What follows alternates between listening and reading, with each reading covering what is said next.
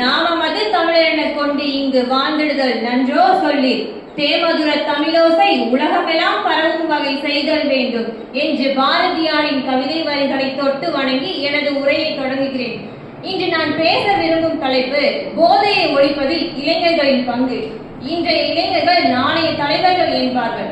அவர்கள் எடுத்துக்கொள்ளும் முடிவுகள் தான் நம் எதிர்காலத்தின் சமுதாயத்தையே தீர்மானிக்கின்றன. போதை பழக்கம் என்பது ஒரு தனிநபரின் பிரச்சனை மட்டுமல்ல, அது குடும்பத்தின், சமுதாயத்தின், நாட்டின், அது மட்டுமல்லாமல் இன்றைய உலகளாவிய மிகப்பெரிய பிரச்சனையாக உள்ளது.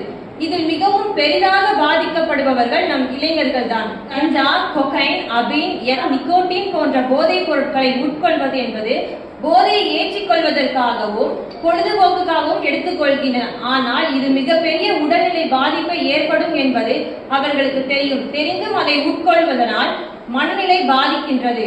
கல்வி, வேலை வாய்ப்புகள் பாதிக்கப்படுகின்றன. சமூகத்தில் அவப்பெயர்கள் ஏற்படுகின்றன. அவர்களுக்கு நல்ல ஆலோசனைகளை வழங்க வேண்டும். அரசு மருத்துவமனைகளில் மறுவாழ்வு மையம் என்று ஒன்று அமைக்கப்பட்டு அவர்களுக்கு முறையான வழிகாட்டுதல்களையும் உரைகளையும் வழங்கி வருகிறது. ஒரு நல்ல இளைஞன், ஒரு நல்ல சமுதாயம். ஒரு நல்ல சமுதாயம் இருந்தால் ஒரு நல்ல குடும்பம் இருக்கும். நல்ல குடும்பம் இருந்தால் ஒரு நல்ல நாடாக வளர்ச்சி அடையும். இளமை என்பது இருள் நீக்கும் ஒளி தீபம்.